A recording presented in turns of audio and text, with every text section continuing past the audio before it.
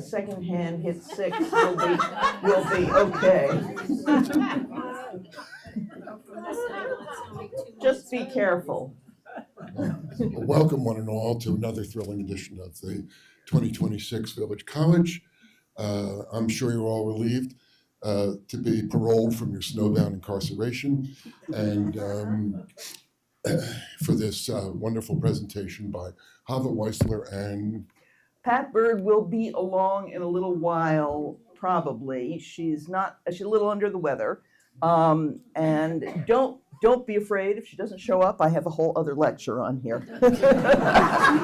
That is, we're splitting the first class, and then she'll teach the next one, and I'll teach the final class. So, and I am going to start out. I had actually told Rick to announce that the class would be held in Aramaic, but I changed my mind. my hearings. I'm losing my hearings. I thought it was Arabic. So, Mabruk. Anyway, I thought I would actually start out with a little bit of discussion. So you people who have the mics should be alert. Please do not speak until you have received a mic, because anybody who is watching elsewhere will not be able to hear you.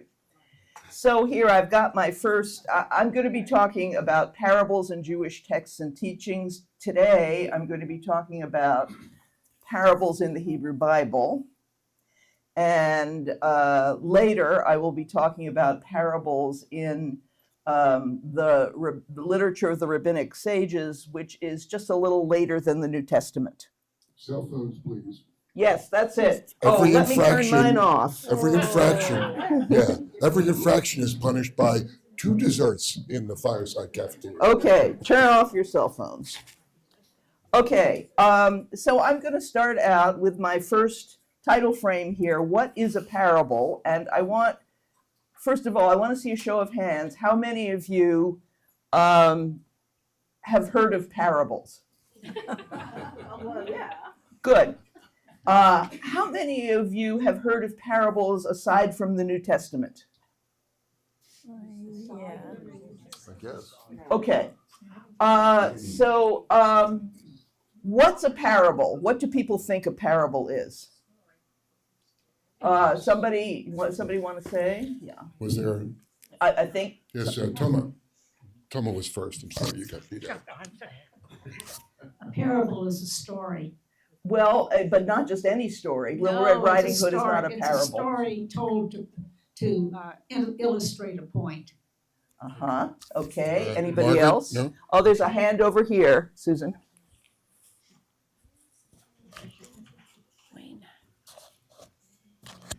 I was taught that a parable is an earthly story with a heavenly meaning. Uh-huh. Well, a parable is certainly a story which has a meaning beyond itself. That's beautiful. Everybody hear what Wayne Here said? she is. Yeah, sit right there. Wayne just said a just parable is move an earthly story with my jacket. a heavenly story with an earthly meaning. An earthly story with a heavenly meaning. Okay. And what we will see is that a parable is a certain kind of story. Have any of you ever used parables in daily speech? Actually, my dissertation advisor, Barbara Kirschenblatt Gimlet, long may she wave, wrote an article called "A Parable in Context," which was about a parable used in conversation, a completely untheological parable between a couple of Canadian Jews. But anyway, we'll get back to, if we ever do, we might get back to that. Okay, and then the other question is, what do parables do? And what I want you I think we will not discuss that right now, but we will discuss it at the end of my part of the class. Okie doke. Let's see if this will work. Yes. Okay. So in Hebrew, the word for parable is mashal, and it has a much broader meaning than the English word parable or the Greek word parabole, if that's how to pronounce it correctly, Perhaps Pat will talk about the Greek. I don't really know. But I will talk about the varied meanings of mashal, although it can be used really in the sense of a parable. So a mashal means a proverb, so that the book of Proverbs in the Hebrew Bible is called Mishlei Shlomo, the Parables of Solomon. It can be a fable. And in the Middle Ages, there was a very popular compilation called Mishlei Shualim, which is fox fables, which are tales with anthropomorphic animal or plant protagonists. That is the fish, the lion with a thorn, the fish, and the fox with a bone in his throat that he gets the crane to take it out of, and all that. I should have said a proverb. What's a proverb? A proverb is a brief saying which contains wisdom or known or received views. A stitch in time saves nine is a proverb. Or least said, soonest mended. So that's what a proverb is, although the book of Proverbs is more expansive and deeper than that. Also, mashal can mean an example, as in the phrase limashal, for example. Though I have to say, I haven't checked, and I'm not 100% that's a rabbinic usage. I know it's a modern Hebrew usage. But a parable, what kind of a story is a parable? It suggests a set of parallels between an imagined fictional event which has human characters, unlike the fables, like the fables of Aesop, who have animal characters by and large. And it makes a parallel between that and an immediate real situation confronting the parable's author and audience. Does this make sense? Thinking, say, about New Testament parables, which is where most of you are familiar with them. And the task of understanding the parallel between the two stories, or the story and the situation, is left largely to the audience. Sometimes the teller of the parable explains, or there is an explanation in literary parallels which aren't in an immediate situation of conversation. But sometimes not, and the audience must actively interpret the parable to find its meaning, and as you know from many of the New Testament parables, often that meaning is pretty confusing and hard to discern, which I think is part of the point of parables. Okay, so in the Hebrew Bible and the New Testament, parables usually occur in conversations between people. That is, they're actually all, of course, in texts, so they have been written down and edited and whatever, but the situation portrayed is that a person, such as Nathan or Jesus, uses a parable to prompt the audience to interpret the narrative and draw certain ethical or theological conclusions. In the writings of the rabbinic sages, which we will get to next time, parables usually occur in the course of biblical interpretation. That is, exegesis is a term for biblical interpretation. And they function to delve into the meaning of the biblical text. This is what you find in rabbinic literature. They're trying to understand the texts, various texts of the Hebrew Bible, trying to plumb their deeper meaning, and they use parables to do that. And many of them, which we'll talk about next time, start out in a conventional way, just as the parables of Jesus start out, many of them, like as the kingdom of heaven is like. The rabbinic parables, many of them start out with, it's like a king who. And the king is God, always. in the parables, unless they're making the comparison between a king of flesh and blood and the eternal. So most likely, these parables were interwoven into sermons in the synagogue and textual study in the academy, but we really don't know.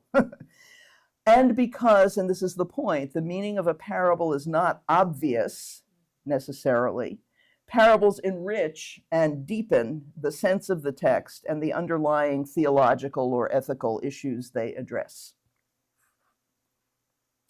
So there are not very many parables. There's the book of parables, there's a book of Proverbs, but there are not very many parables as we have defined them in the Hebrew Bible. And I'm not going to talk about the first two here. In Judges 9, there's an aggrieved leader who is trying to get people to come over to his side, and he has a whole thing about trees, and which aren't humans, so it's not exactly a parable, maybe more like a fable. And someplace, I had a note that there are Mesopotamian parallels, but then I couldn't find them when I was preparing for class. And also the parable of the woman of Tekoa. It's not, again, not exactly a parable because it's really kind of a fictional knowledge. Anyway, it doesn't matter. We're going to go into detail in the parable told by the prophet Nathan to King David in 2 Samuel. And how many of you remember this? Oh, Nancy, yeah. Yes, okay. You're not. Anybody else remember this? It's a famous parable. And you'll probably recognize it when we get to it. Okay, so a parable in the Hebrew Bible. It's in the story of David and Bathsheba. King David, who has many wives and concubines, looks out of the palace window one day and he sees Bathsheba, wife of Uriah the Hittite, who is one of his fighting men, bathing. So Uriah is an officer in David's army and is away at war. David is quite struck by the sight of Bathsheba, and she asks that she be brought to the palace. And you know what happens next. So she lets him know sometime after that, while her husband is still away at war, that she's pregnant. David sends for Uriah, hoping he will go home while he's there for a few days and sleep with his wife, thus providing an explanation for the pregnancy. And Uriah comes, but he is a seasoned warrior. He's not a softy. He's not good. When other warriors who come back with him just sleep in the entrance of the palace, he doesn't go home the first night to his wife. And David asks him the next day, why don't you go home, sleep with your wife, have a nice dinner. He says, when your majesty's army is out there in the field, living under field conditions, how can I go home and have a nice dinner with my wife? I'll do what the other officers do. And David tries to get him drunk that night to see if maybe he can get him to go, but he can't. When Uriah refuses to go home but sleeps in the entrance to the palace like the other officers, David sends him back to the front with a letter telling the commander-in-chief to let Uriah be killed in battle. To let Uriah set things up so that Uriah is killed in battle. It's called murder, in case we're wondering. And there's more details to it, but Uriah gets killed in battle and David finds out. David brings Bathsheba into the palace and it says she becomes his wife. I don't know how big a wedding they had, but in any case, as a divine punishment, the child dies. Later, Bathsheba gives birth to David's son Solomon, who becomes the next king. Okay, now, in the midst of all this, I can't remember if it's before or after the child dies. I think it's before. The prophet Nathan tells David a parable. Does this picture jog your memory? It's a man with a little ewe lamb, a little sheep, sitting at his table, eating with the family, as it were. So here's the way it goes down. The Lord sent Nathan, who was a prophet, to David. He said, there were two men in the same city, one rich and one poor. The rich man had very large flocks and herds, but the poor man had only one little ewe lamb that he had bought. He tended it, and it grew up together with him and his children. It used to share his morsel of bread, drink from his cup, and nestle in his bosom. It was like a daughter to him. One day, a traveler came to the rich man, but he was loath to take anything from his own flocks or herds to prepare a meal for the guest who had come to him.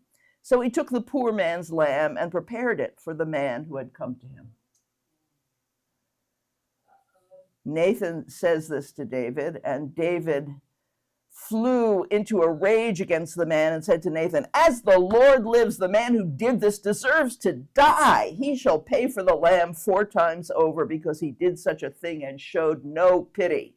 And Nathan said to David, that man is you, or I think in the King James, thou art the man.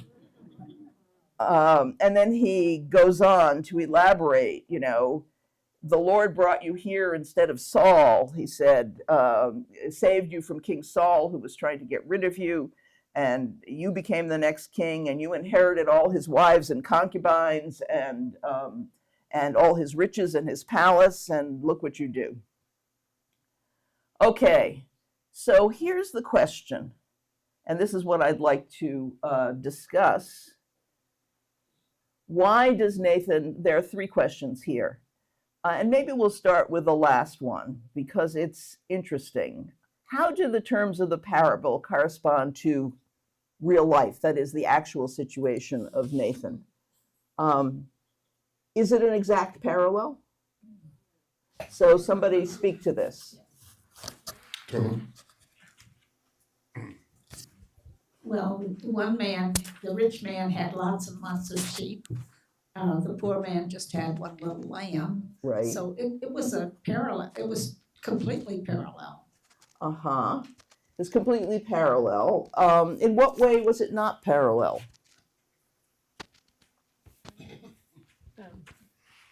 Who gets killed? Oh, Bathsheba. Who? No, in the parable, who gets killed? Well, the lamb. Oh, so speak. So the parallel is if the lamb equals Bathsheba, then in reality, the parable suggests that in fact Bathsheba would have died in the process of. Well, maybe, but maybe it just doesn't correspond It doesn't exactly. correspond, okay. Okay, anybody else on why or how it doesn't correspond? Here we've got the Uriah is the one who got killed. That's right, in reality or in the frame story.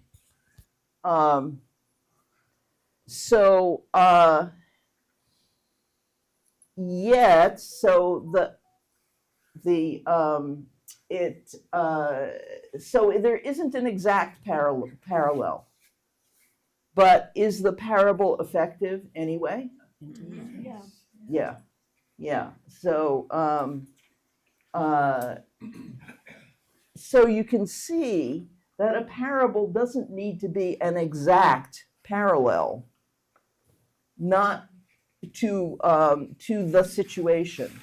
It can be somewhat different, but still effective. So why does Nathan tell David a parable instead of just coming in and confronting him? It's safer. So go ahead, you hand that to Martha. No, I say it's safer because he can get by with telling David he's misbehaved, but if he were to be tried for it, he could say he didn't say that. Well, maybe, yeah, Jim? It allowed for David to admit his guilt rather than being accused of it. Right, that's right. That is, the parable has an effect on the audience. The audience is supposed to think about what it means, and in this case, David gets it immediately, right? So is the parable more effective then a straightforward rebuke? Yes. Okay, okay. All right, well, this is actually all the biblical material I have, so I can hand it over to Pat now. But anyway, I'm glad to be with you. And let me get my slideshow up here. We're going to look at how the parable moved on through history into the Christian scriptures, and particularly as used by Jesus as probably his primary teaching tool.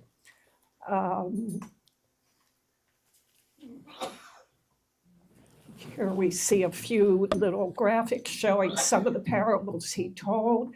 The sower and the seed, the prodigal son, the talents, the foolish and wise maidens.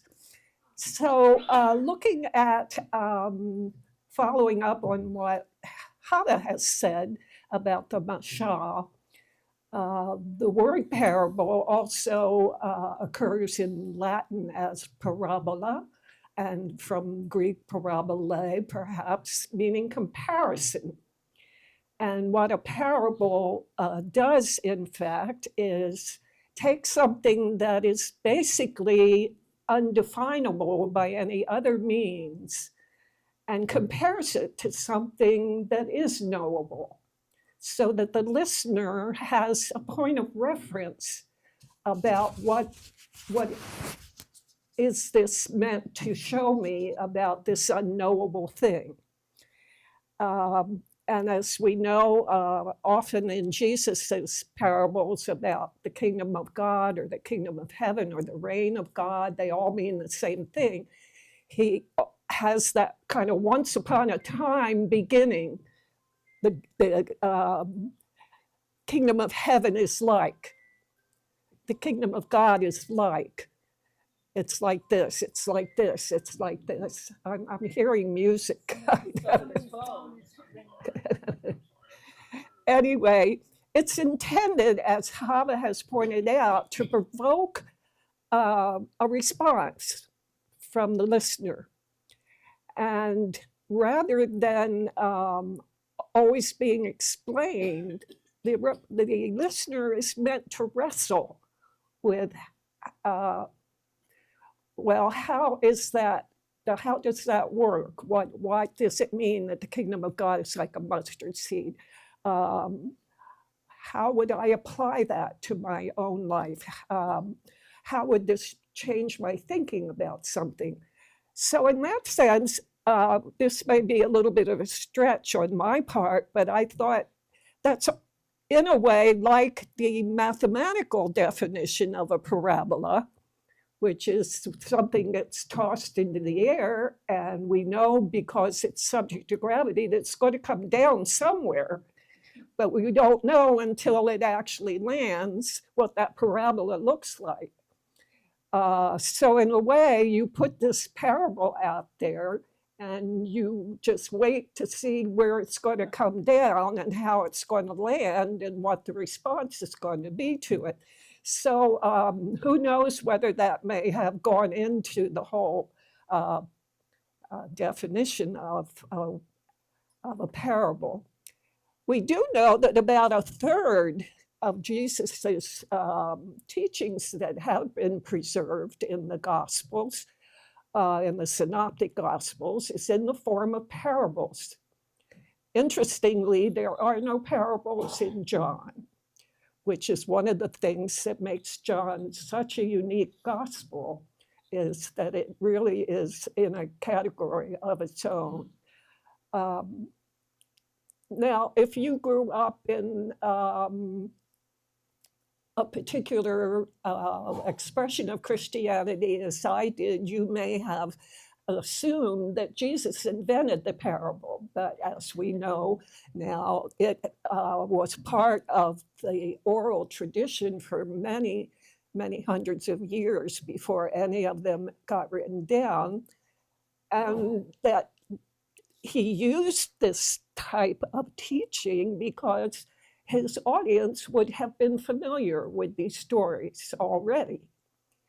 And as Hava also pointed out, the parable's purpose is to illuminate, but it's also to challenge the listener to engage with its meaning and to move in a certain direction or make a choice.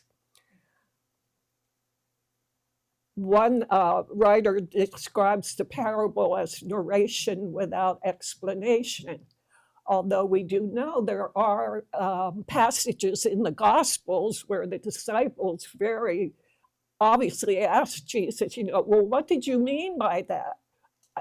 Maybe they were out in the countryside or whatever, and Jesus was not only speaking to the disciples, but to a larger crowd that didn't include his own disciples. And the disciples would wait till they were alone with Jesus and then say, what did you mean by that? What did that parable mean? And then we hear an explanation of whether that actually happened or whether that's how the gospel writers treated the parable in terms of their own communities at the time. We don't know. But how did you did? There was something, another word about the mashal, that there is also an explanation for the mashal. The nimshal, that is, here, let me have a mic. Here, wait, here. Oh, Susan, Got it. Susan's hand. Oh, sorry, it was right next to me. So in many, just like Aesop's fables have a moral, which tells you actually quite explicitly what the fable means, and that's a difference between fables and parables. Nonetheless, many rabbinic fables have what's called the nimshal, that is that which the comparison is to. So, so sometimes there's an explanation. It's not always a full explanation. It's not always a clear explanation. It's not always an explanation that seems exactly to fit. But even with the nimshal, it may still puzzle us. Mm-hmm.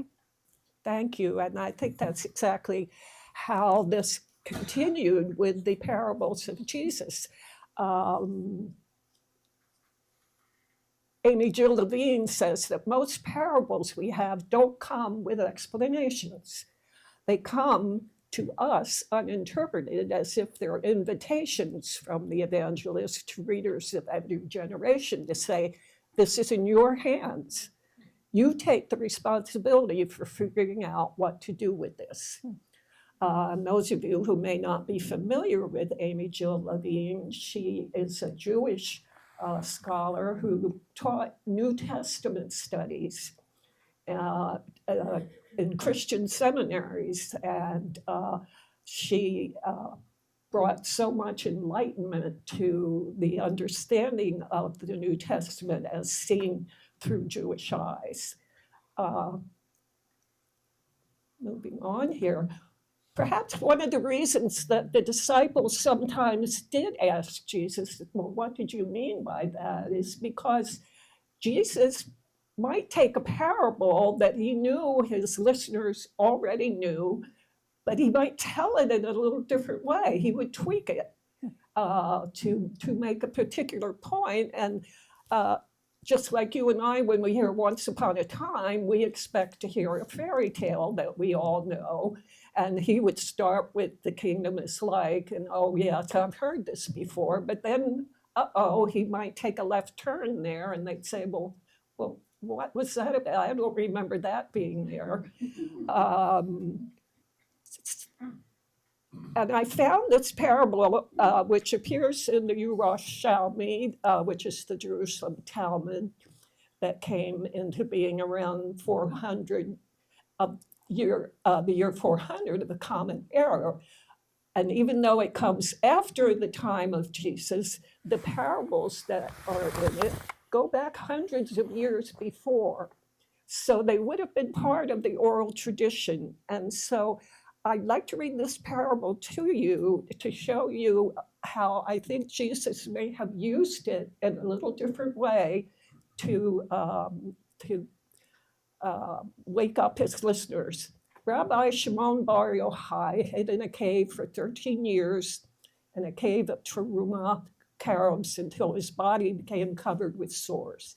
At the end of 13 years, he said, "Perhaps I shall go out and see what is happening in the world." He went out and sat at the mouth of the cave and saw a hunter tracking birds and spreading his net. He heard a heavenly voice saying, "You are dismissed," and the bird escaped. He said, "Without the decree of heaven, even a bird does not perish, so much more a man." Now, does anyone think of something that Jesus said that sounds quite like this? Irma, I see you shaking your head. Can you tell us what you think it is? No, there's parable that said that even he cares a lot about the birds, so he also cares about us. Uh-huh.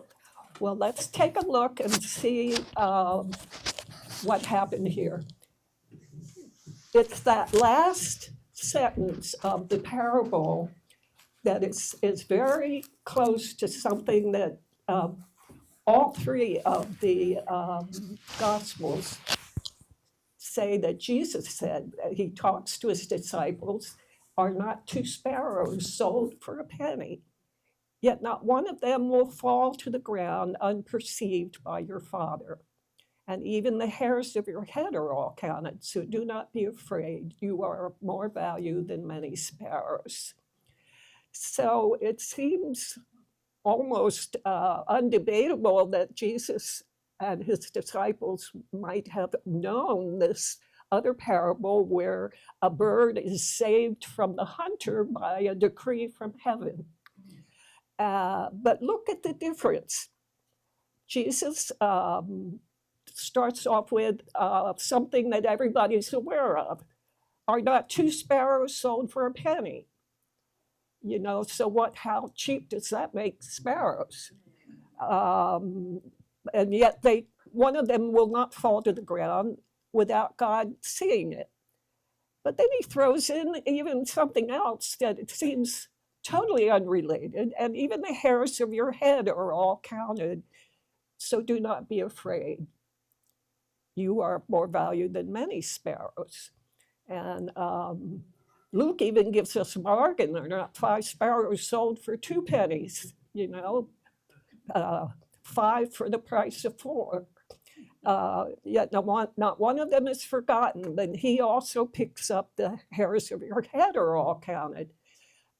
So Jesus at least is making the point of how valuable his listeners are as compared to sparrows, none of whom ever leave God's sight. And sparrows were as numerous in first century times as they are today. And in fact, they probably look just like our own sparrows. And but by pointing out the actual price, Jesus seems to intentionally emphasize the comparison of their value to a human being, which is implied in the original parable. But now let's look at this. Even the hairs of your head are counted. Baldness in Jewish history was an important concern. Hair could be considered a sign of strength or manliness for men. In the story of Samson in the Hebrew Bible, Samson is said to have had superhuman strength attributed to the Nazirite vows he'd taken, which included never cutting his hair. So when Delilah learns from him at last that his strength is somehow related to his hair, she secretly has his hair cut while he slept, which broke this covenant with God, and Samson became weak. So concerns about hair weren't just cosmetic. Hair could have spiritual meaning as well.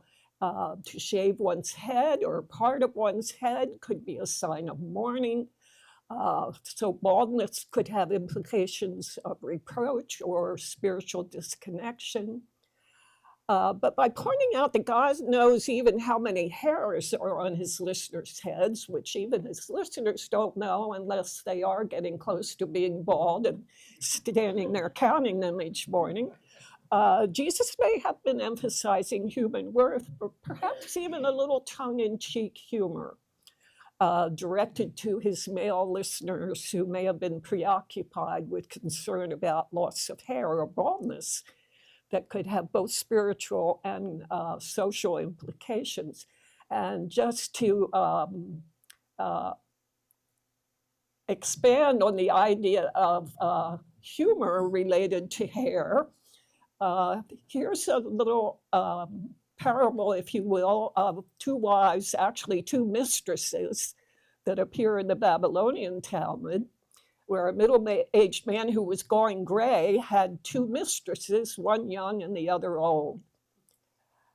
Now, she who was advanced in years had a sense of shame at having sexual intercourse with a younger lover than herself. And so when she went to his house, she would pull out all his black hairs so he would look older and she wouldn't feel so awkward at being his mistress. But on the other hand, the young mistress on her part recoiled from the idea of having an older lover, and so she would pull out all his white hairs. And you know the answer. Thus it happened that plucked in turn by the one, and then the other, he became bald. Now, this is originally attributed to Aesop, but the fact that it made it into the Babylonian Talmud is telling. Well, and it's still an expression in modern Hebrew today. Yeah. That is, kereach mikan umikan means bald from this side and that.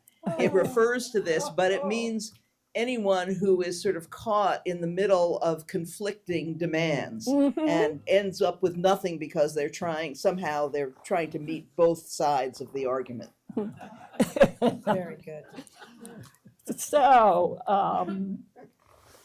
who knows what Jesus may have intended when he slipped in that little bit about hair into a parable that started out being about birds.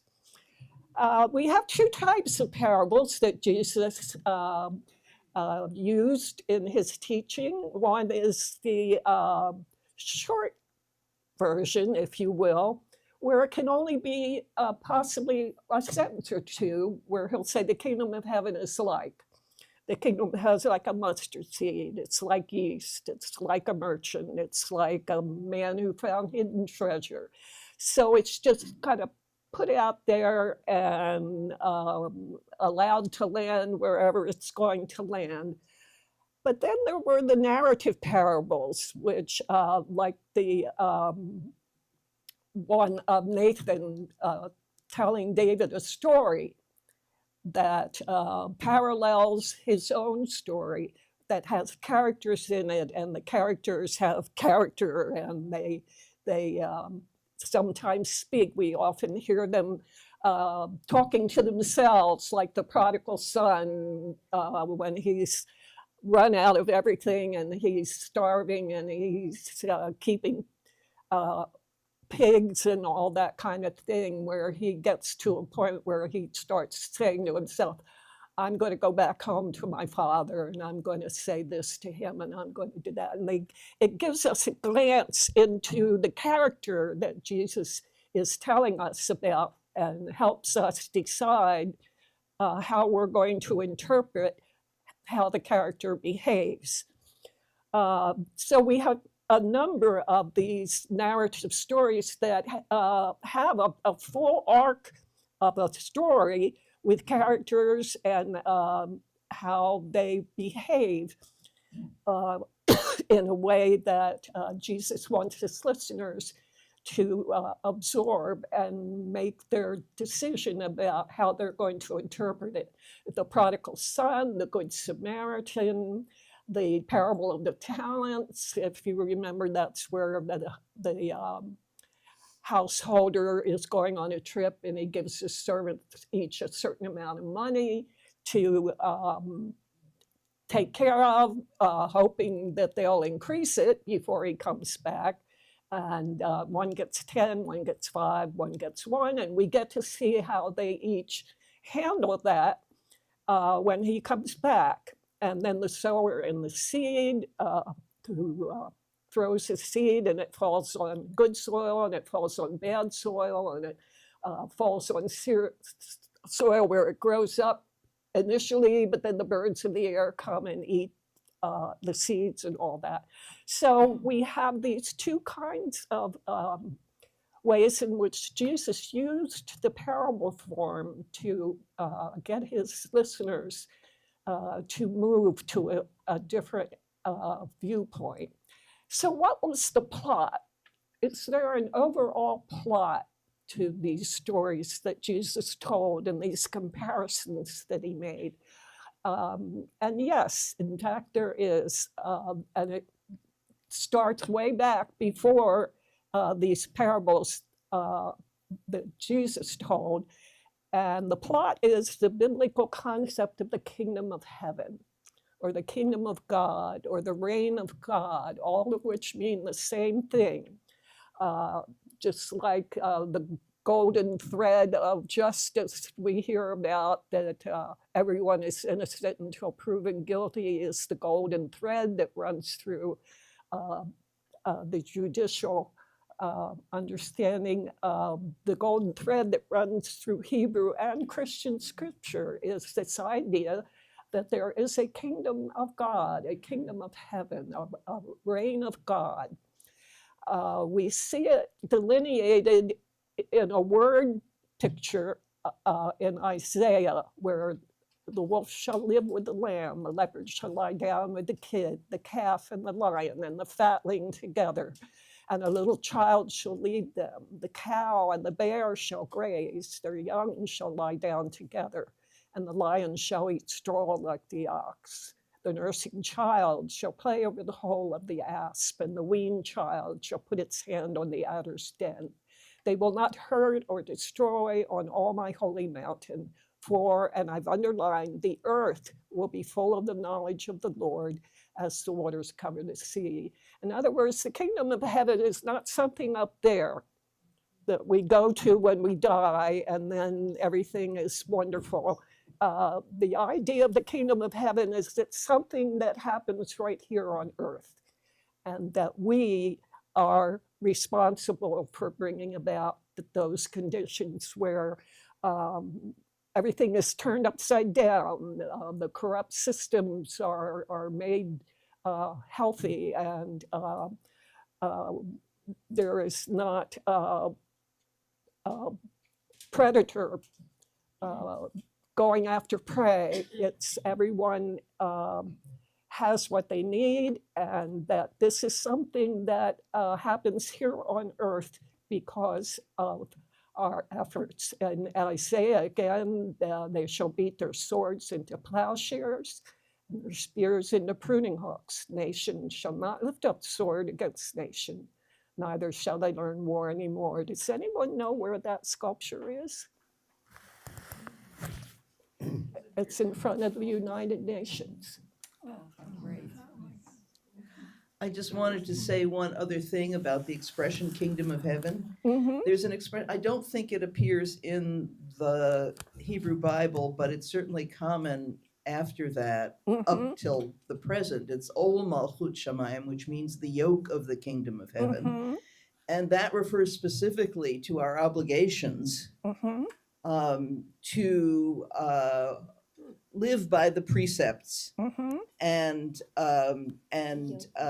to devote our lives to doing them. Yes, yes. I apologize if I misspoke about that being a concept or a term used in the Hebrew Bible, but that the idea of our earthly responsibility to bring about this I didn't state mean of to say that things. Malchut Shamayim isn't used, the kingdom of heaven isn't used in the Hebrew Bible. I actually don't know. But the expression Ol Malchut Shamayim is a later expression, the yoke of the kingdom. But I think the concept of human activity is the same, that the idea is that we are responsible for this kingdom coming on earth through our own ways. We see it again in what is called the Magnificat, or the Song of Mary, that we find after the angel Gabriel visits her and tells her that she will give birth to Jesus. She sings a song which is very close to the song that Hannah sings in the Hebrew Bible when she learns she's going to give birth. He's shown strength with his arm. He has scattered the proud in the thoughts of their hearts. He has brought down the powerful from their thrones and lifted up the lowly. He has filled the hungry with good things and sent the rich away empty. He has helped his servant Israel in remembrance of his mercy, according to the promise he made to our ancestors, to Abraham and to his descendants forever. So the idea, everything that is not the kingdom of God is now being turned upside down.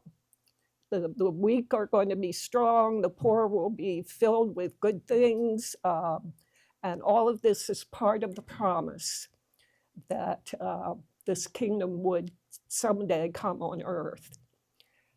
So this is something I've just learned recently, that the more recent scholarship now dates something called the Gospel of Thomas actually earlier than any of ours.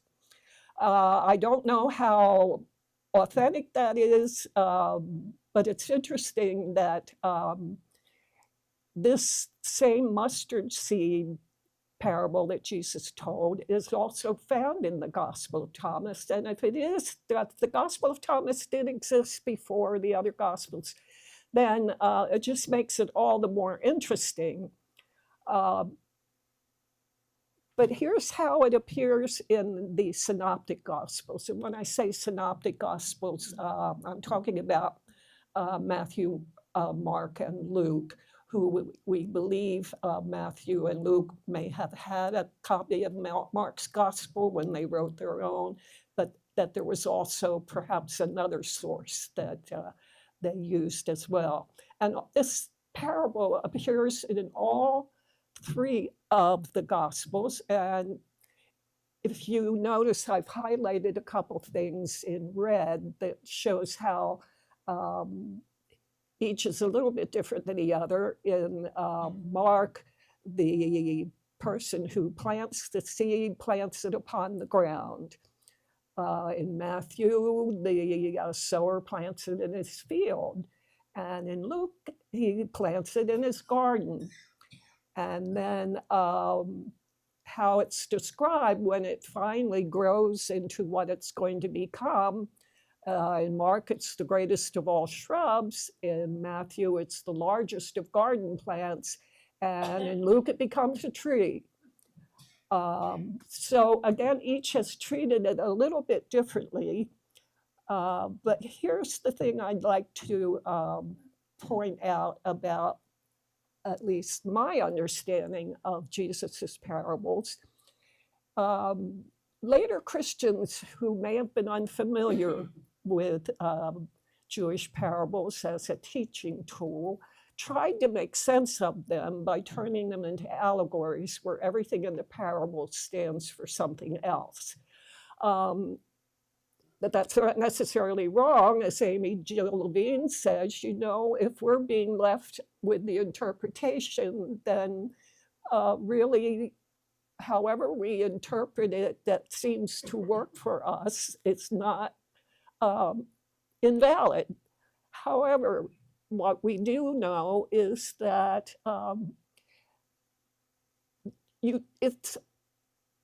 it doesn't seem to make sense that you would compare something that's indefinable with something that's definable and then make the definable thing something you have to crack a code before you can understand what that is. And then how does that relate to the unknowable thing? The idea is you're trying to make a comparison between something indefinable and what it's like, and why write it in code? Uh, in this, so Amy Jill Levine again has said at one point regarding this parable, sometimes a seed is just a seed, and sometimes the ground is just the ground, and whatever it grows into is just what it is, and the birds are birds. It's just something, it's an everyday thing that happens. You start a seed and it goes through a natural process and it becomes something. And you don't have to know another language to figure out what that is supposed to tell you about the process of helping the kingdom come in. Someone takes a seed and does what one does with a seed. You plant it. You plant it in the ground, which is where seeds are supposed to go. The seed does what seeds are supposed to do. It grows into something.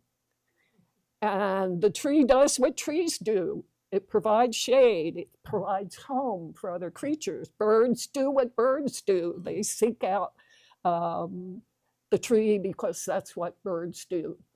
So it's a process in this sense where it's not just the kingdom is like the mustard seed. It's like everything in the parable. It's like this whole process.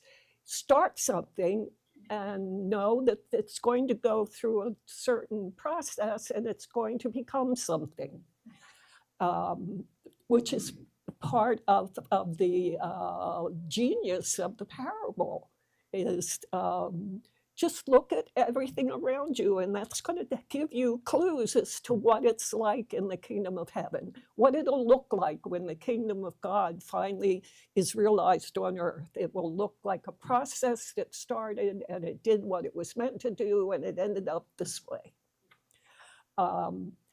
So that's kind of what I have for this morning. Next time I'll talk about a couple of the larger parables, the narrative parables that Jesus told, and some interesting ideas of how we might interpret them. Anybody want to ask a question? If I don't know the answer, I'll be glad to make one up. The first parable that you presented about the fellow in the cave.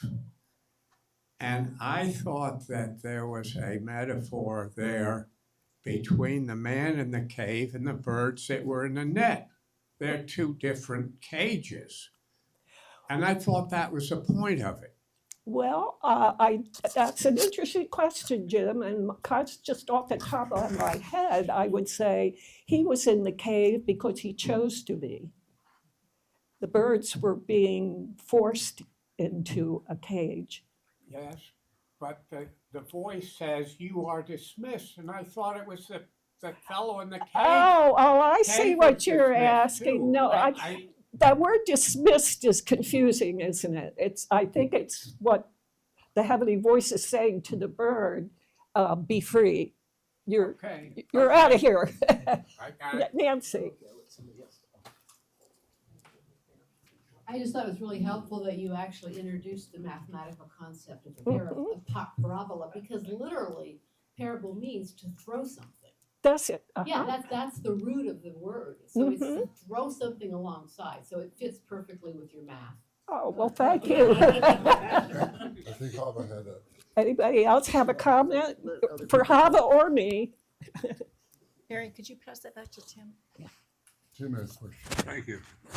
I have always, for all the 82 years of my life, found religion to be both a wonderful experience and a mysterious question of whether or not it can possibly be true, because we have no proof of it. And my feeling about religion is that it boils down to faith. We don't have answers. We don't even really have legitimate questions. We don't know what to ask. But what we do know is that we're not the origins of the mystery. we are not the creators of whatever we're going to have faith in. And I think that faith comes to the point of as much truth as we can possibly imagine. It's a mysterious thing to have that kind of question. And it's almost impossible to answer it. But yes, you made me think of a couple of times when the disciples would ask Jesus a question, but he wouldn't answer it. He would end up asking them a question. Like when he told the story of the Good Samaritan, you know, the question the disciples was asked, who is my neighbor? But at the end of the parable, then Jesus asks, which one of these was a neighbor to the man who was wounded? He doesn't answer, who's your neighbor? How are you a neighbor? You know, who's the neighbor here? So he's not, at least as far as I understand the way he taught, and the whole idea of the parable is to make the listener think and wrestle with the questions. And maybe we don't get the answer, but the part of the process is in the wrestling. And so anyway, I'll add it. Let me just say, look, okay, so two quick things. One is that story about Shimon Bar Yochai in the cave is part of a much longer narrative. And he's there because it is in some ways like being in prison. He's there because he's fleeing the Romans. And he lives there for a very long time. But in any case, the other thing is, here, let me stand up and ask this. Are any of you gardeners? Have any of you ever grown mustard plants? no. Well, I mean, I have not grown any mustard plants and I am really not a gardener, but the ones I see in the wild are no more than 3 feet high. And I just cannot understand how, to me, that's miraculous that a mustard seed would grow into a tree that could shelter birds. And that's the thing that's always puzzled me about that parable. Well, I think it's puzzled a lot of people, and maybe it was deliberate. Maybe it's supposed to puzzle us, to expect the unexpected, Yes. to start a process and not know how it's going to come out. It might surprise you, as it indeed would if a tree grew out of a mustard seed. Right. But anyway, thank you all for coming and being such good listeners.